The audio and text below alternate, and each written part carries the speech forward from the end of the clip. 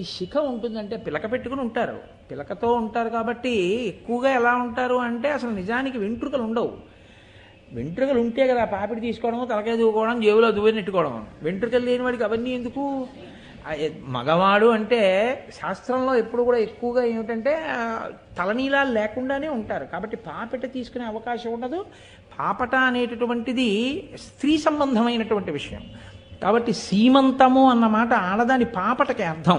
వాళ్లే జుత్తుని రెండుగా విడదీసి మధ్యలోకి దువ్వుకుని అటు ఇటు కురులను పేరుస్తారు కాబట్టి సీమంతం. అదే వాళ్ళకి సూడిదలు ఇచ్చారంటారు. అప్పుడు అడవి పంది ముళ్ళు పట్టుకుని భర్త జాగ్రత్తగా పాపట తీసి కురులను అటు ఇటు తీపి ఆ మొలకి ఆ మేడి ఆకు తీసుకొచ్చి ఒక త్రాటితో కడతాడు. కడితే ఆ గర్భవిచ్చితి జరగకుండా కాపాడుతుంది అని. దానికి అసలు సూడిదలి అంటే కానుకలు ఉన్న సీమన్నతోత్సవము అంటే ఆ పాపట భర్త వచ్చి తీయుట, ఆయన తీస్తే. అంతేగాని నా బుర్రకాయ ఇంతంత లడ్లును 8 రకాల స్వీట్లు మగపిల్లివారు ఆడపిల్లివారు దానికోసం దెబ్బలాడుకు చావడం అది కాదు సూడిదలు అంటే. ఆ పాపట. అందుకని ఇప్పుడు ఆయన పాపట తీసుకుని ఉన్నాడు. అర్జునుడు ఒక పేడివాడిగా అంటే ఆడదాని రూపు కట్టాడు, మగవాడు ఆడదాని రూపు కట్టాడు. కట్టి పాపట తీశాడు.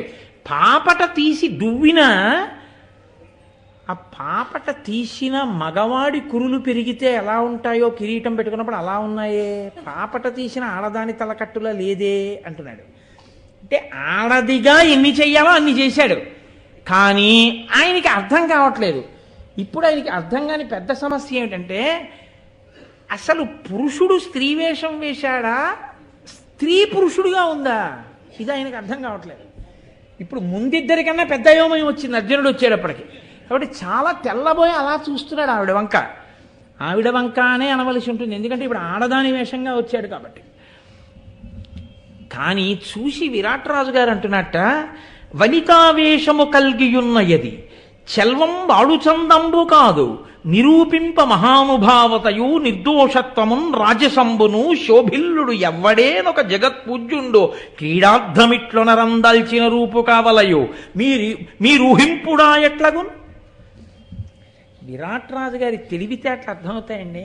రాచపదవిలో కూర్చోవడానికి ఎంత పూర్ణంగా అర్హుడో మీరు పసిగట్టచ్చు.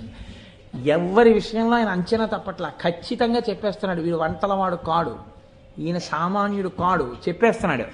కానీ అంతకన్నా దాటి ఊహించలేకపోతున్నాడు. అక్కడ అడ్డేసుకుంటున్నాడు ఈశ్వరుడిగా.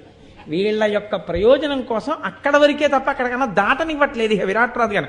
ఒకరి వెనకాతల ఒకరు వచ్చేస్తున్నా అలాగే ఉంటున్నాడు, అంతే ఆశ్చర్యపోతూ. కాబట్టి ఇప్పుడు ఆయన అంటున్నాడు వనితావేషము కల్గియున్నయది, ఆడదాని వేషంలో కనపడుతోంది. చల్వం వాడు చందంబు కాదు, కానీ జాగ్రత్తగా పరిశీలిస్తే ఆడది మాత్రం కాదు అన్నాడు. నిరూపింప మహానుభావతయు, ఆడదాని వేషంతో మగతనాన్ని కప్పాడనుకుందామా, అలాంటి అనవసరపు పనులు చేసి వేషం కట్టొస్తున్న వాళ్ళ లేడు. మనిషి తీరులో మహానుభావుడని తెలిసిపోతోంది ఆ కాంతి. నిర్దోషత్వమున్, ఎక్కడా దోషభూయిష్టమైనటువంటి స్థితిలో లేడు. రాజసంబును శోభిల్లుడు, రాజసం కనపడుతోంది మనిషిలో. ఎవడే ఒక జగత్పూజ్యుండు క్రీడార్థమిట్లొనరందాల్చిన రూపు కావలయు, ఎవరో జగత్తంతటి చేత పూజింపబడవలసిన మహానుభావుడు. నా అనుమానం కాదు, ఎంత ఖచ్చితంగా లెక్క కట్టేస్తున్నాడో చూడండి. 2 1 2, 2 2 4, 2 3 6, 2 4 8, 2 5 10 ఎంత ఖచ్చితమో విరాట్రాజు గారి ప్రతి ఊహ అంత ఖచ్చితం. ఇందులో మీరు ఏదీ కాదనలేరు. అంటే ఇంత దాచినా అంత దొరుకుతున్నారు. ఆయన ఒక్కడికైనా సభలో ఉన్న అందరికీ ప్రభువు మాటలుగా వస్తోందంతే పైకి. కాబట్టి ఏమి మహానుభావుడు, మీరు ఊహింపుడా ఎట్లగున్, మీరు చూడండి అలాగే అనిపిస్తోందా మీకును అన్నాడు. ఇంకా దగ్గరికి రాకుండానే అర్జునుడు దగ్గరికి వచ్చాడు. వచ్చి ప్రభువుకి జయం చెప్పాడు. చెప్పి ఇప్పుడు తాను మాట్లాడాలిగా ముందు. అందుకని అన్నాడు, నిన్ను కొలవంగ వచ్చితి కన్నియలకు ఆట గరపగా నోపుదు విద్వన్నుత మన్నామంబు బృహందల ఏ పేడిననుడు అతడిట్ల నీయన్. నేను పేడివాణ్ణి, నపుంసకుణ్ణి, నన్ను బృహన్నల అంటారు. నేను పూర్వం సత్యభామ కొలువులో కొంతకాలం నాట్యం నేర్పాను. తర్వాత ద్రౌపదీదేవి దగ్గర నేర్పాను. ద్రౌపదీదేవి నన్ను ఎంతో ప్రేమగా చూసేది. ఆ తరువాతి కాలంలో ఆ నాట్యం నేర్పి పాండవులందరూ అరణ్యవాసానికి వెళ్ళిపోయారు. నేను కూడా ఇలా వచ్చేసాను. నీవు మంచి వాళ్ళని ఆదరించేవాడివి అని తెలిసింది. అందుకని నీ దగ్గర ఉద్యోగానికి వచ్చాను. నేను అంతఃపురంలో ఉండేటటువంటి కన్యలకి నాట్యం నేర్పుతాను. అయితే వెళ్ళి నాట్య పాఠశాలలో ఉద్యోగం చెయ్యి అంటాడేమో అని. అంతఃపురంలో కన్యలకి నేర్పుతాను. కాబట్టి నువ్వు నన్ను అనుగ్రహించగలిగితే నాకు అటువంటి ఉద్యోగాన్ని ఇయ్యి అంటే విరాట్ రాజు అన్నాడు, మత్కోదండ చయంబులోన ఒక సమ్మానార్హ చాపంబు భాస్వత్ కాండంబులు హేమ చంద్రక కణద్వర్మంబు నీకెంతయుం సత్కారంబుననిచ్చి వాహన పరిష్కారంక సంభాగ్య సంపత్ కళ్యాణుని చేసి వైభవము దర్పంబున్ విజృంభింపగన్. ఎంత తెలివైన వాడో చూడండి విరాట్ రాజు.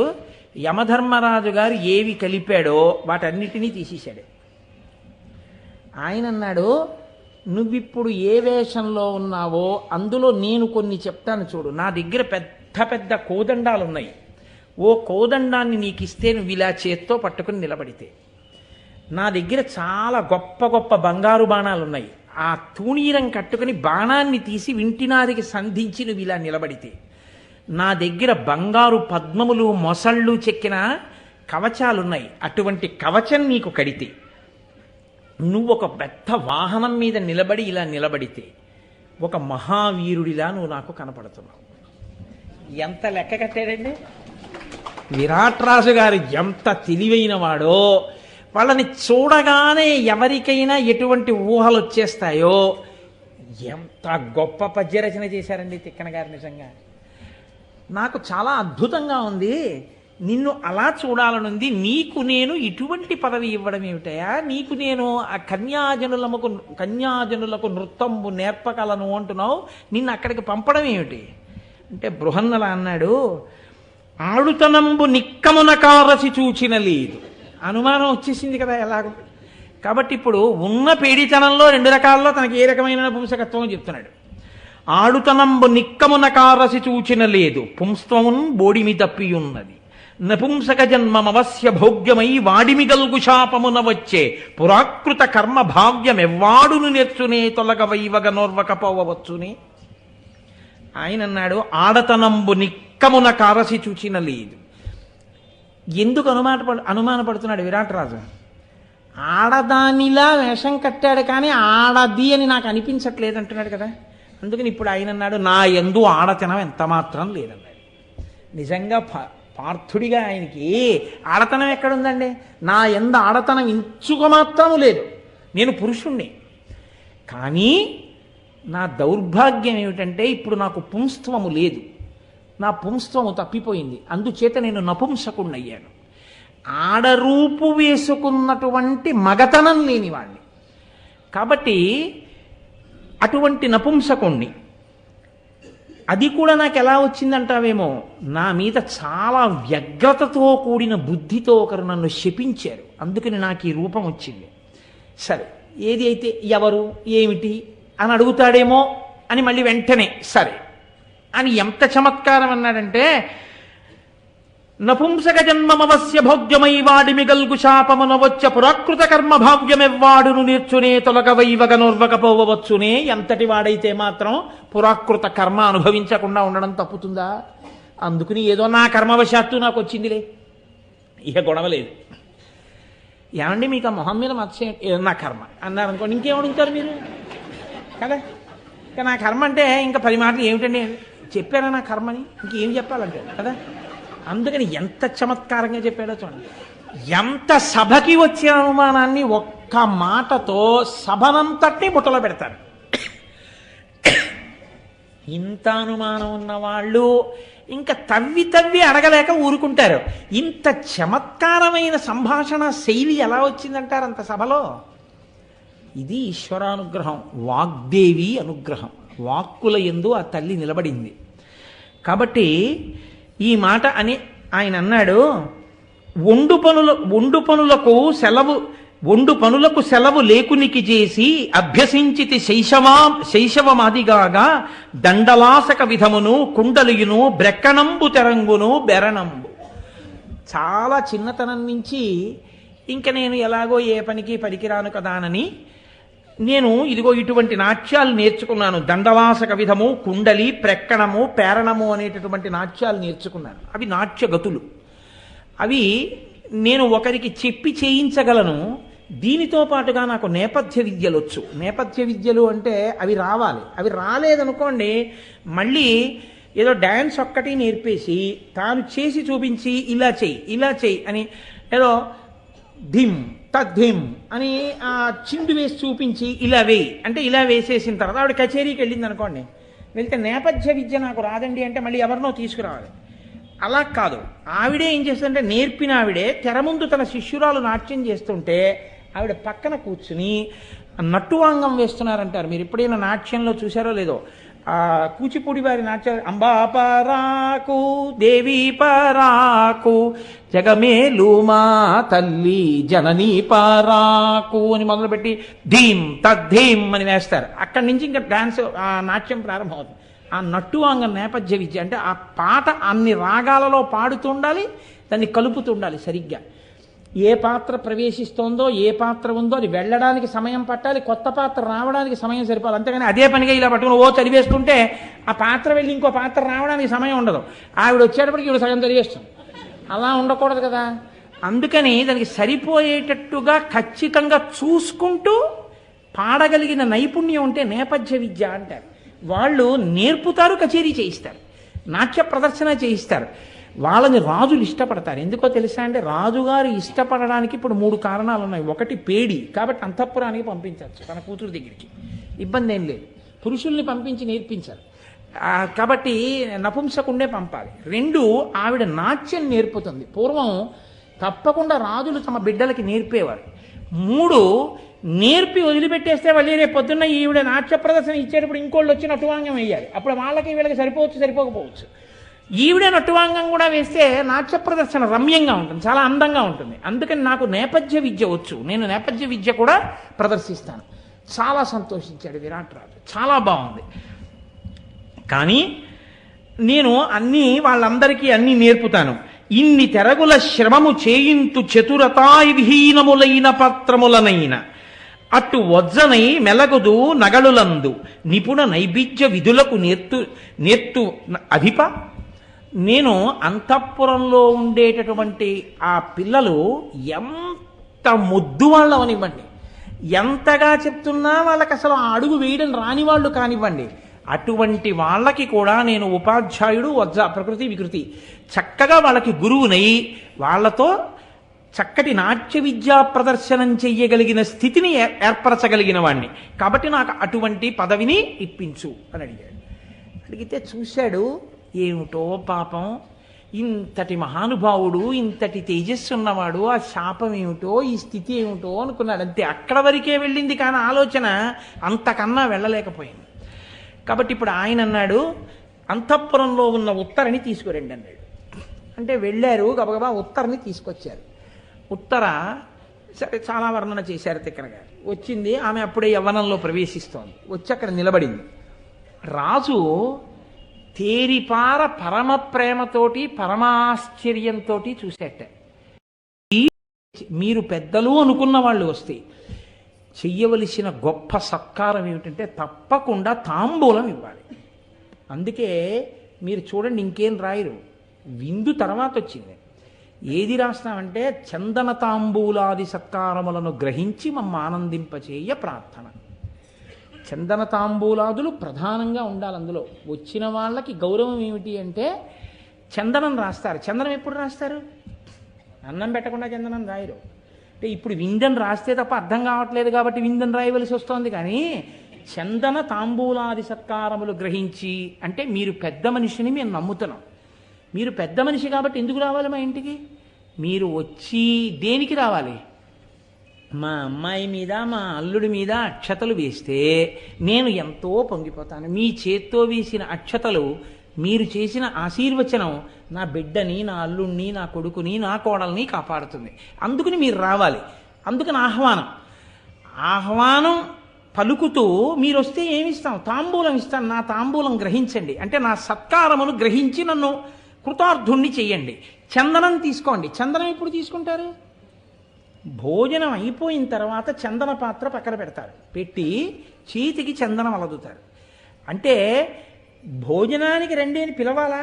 పిలవక్కర్లేదు, అలా పిలవరు. భోజనానికి రండి అని పిలవరు. విందు అన్న మాట లేదు శుభలేఖలో. ఎందుకు లేదంటే చందన తాంబూలం అన్న మాటలో విందు ఉంది. విందు ఎప్పుడు పెడతారు? పెళ్లికి ముందా అండి, పెళ్లికి వెనకాండి అని అడగకూడదు. పెళ్లి తర్వాతే భోజనం పెడతారు. పెళ్లికి ముందు భోజనం ఎందుకు పెట్టరండి అంటే అలా పెట్టరు. ఎందుకు పెడతారు? మంచి జరిగే సత్యనారాయణ వ్రతానికి ముందు అన్నం పెడుతున్నారా, తర్వాత పెడుతున్నారా? వ్రతం తర్వాత అన్నం పెడతారు. ఏదైనా చేస్తే ఎప్పుడు పెడతారు? లక్షవతుల నోములు పిలిచారు, ఎప్పుడు పెడతారు? లక్షవతుల నోము అయిపోయాక అన్నం పెడతారు. పెళ్లికి ఎప్పుడు పెడతారు? పెళ్ళి అయ్యాక అన్నం పెడతారు. అంతేగాని పెళ్లికి ముందే అన్నం పెట్టేస్తే నీ కన్యాదానం చేయలేదు, వాళ్ళిద్దరూ పక్క పక్కన ఎలా కూర్చుంటారు, నువ్వు అక్షతలు ఎలా వేస్తావు? ఏమిటి అధికారం చేయడానికి? ఇంకా నీ పెద్దరికం ఏంటి నేను పిలవడం ఎందుకు? కాబట్టి అన్నం ఎప్పుడు పెట్టాలి? పెళ్ళి అయ్యాక పెట్టాలి.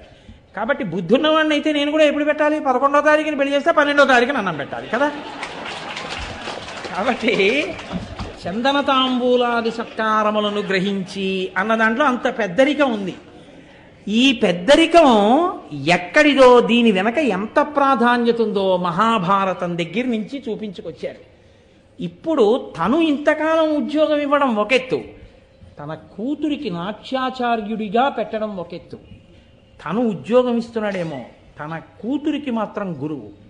కాబట్టి ఇప్పుడు తన కూతురు మా నాన్నగారు ఇచ్చిన ఉద్యోగం చేసుకుంటున్నాడంటే ఎమ్మెల్యే ఆత్మకథ పుస్తకంలా ఉంటుంది. నండూరు రామకృష్ణారావు పుస్తకం రాశాడు.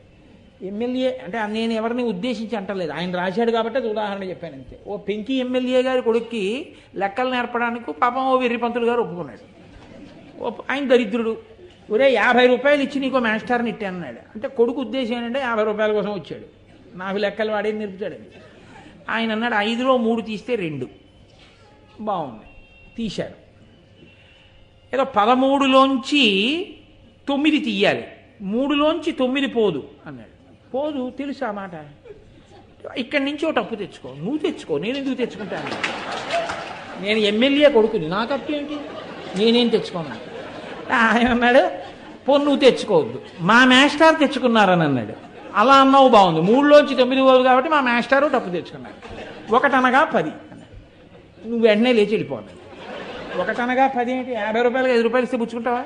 1 అనగా 10 ఏంటి? నువ్వు లెక్కలు నేర్చుకురా అన్నాడు. ఇక వాళ్ళు ఏం నేర్చుకుంటాడు? నండూరు రామకృష్ణారావు చమత్కారమైన నవలు రాశారు. ఈ పెంకితనం ఎలా ఉంటుంది అన్న దాని గురించి. అదొక అద్భుతమైనటువంటి ఆవిష్కరణ. సరే, అందుకని అలా అమ్మా నీకు డ్యాన్స్ మాస్టర్గా పెట్టాను, రోజు మా అమ్మాయికి 6 గంటలకు వచ్చేయండి. మళ్ళీ మా అమ్మాయి ట్యూషన్కి వెళ్ళిపోవాలంటే ఎంత చులకనండి ఆ పిల్లకి. ఆ అమ్మాయి కూడా ఇలా వాచి చూస్తే ఇంకేంటి, మాస్టర్ వస్తే ఆ అమ్మాయి వాచి చూడడం ఏంటి? ఆ అమ్మాయిని చూసి మాస్టర్ వాచి చూడాలి. కానీ నేర్పే తను ఉద్యోగం ఇవ్వడం కాదు, తన పిల్ల దృష్టిలో ఎలా ఉండాలో, పిల్ల ఎంత సంస్కారంగా నేర్చుకోవాలో నేర్పాడు మహానుభావుడు. కర్పూర తాంబూలం పట్టుకొచ్చి ఇచ్చి నమస్కరించని చెప్పాడు. కర్పూర తాంబూలం ఇచ్చి నమస్కారం చేసింది ఉత్తర. నమస్కారం చేసిన తర్వాత విరాట మహారాజు ఉత్తరను అప్పగిస్తూ చెప్తున్నాడు, అని ఉచితంబుగా పలికి అంగన హస్తము పట్టి తత్కరంబున గదియించి నీ గురువు బొల్తి తగం కొనియాడు ఎట్లు చెప్పెనటుల భక్తిమై నడవు పింపెసలారగా కూడు కూర చందన కుసుమాదులు నడపి తప్పక ఆరసి గౌరవింపుమి. మా నాన్నగారు డ్యాన్స్కి పెట్టారు, మాస్టర్ని 300 ఇస్తున్నారని చెప్పకు. నువ్వేం చేయాలో తెలుసా అమ్మా అని ఉచితంబుగా పలికి కర్పూర తాంబూలం ఇయ్యమ్మా అని కూతురు చెయ్యి పట్టుకుని ఎంతో సంతోషంతో ఆ కూతురు వంక చూస్తూ, కూతురు చెయ్యి తండ్రి పట్టుకోవడం అంటే ఎంత ప్రేమండి, ఆ పితృప్రేమ. కుడి చేత్తో తల్లిగాడి చెయ్యి పట్టుకుంటే, తల్లిగాడి చెయ్యి అంటే కూతురు చెయ్యి పట్టుకుని ఎడం చేత్తో ఇలా చెయ్యి పట్టుకుంటారు. ప్రేమ. నా కూతురు, నా పిచ్చి తల్లి, నేను కన్న నాన్న, నా పండు ఎంత పెద్దదైపోయిందో అని సంతోషం తండ్రికి. నేను ఇలా పట్టుకుని ప్రేమగా చూసి ఎంత ఆవిష్కరించాడు పితృప్రేమని తిక్కనగారు మహానుభావుడు.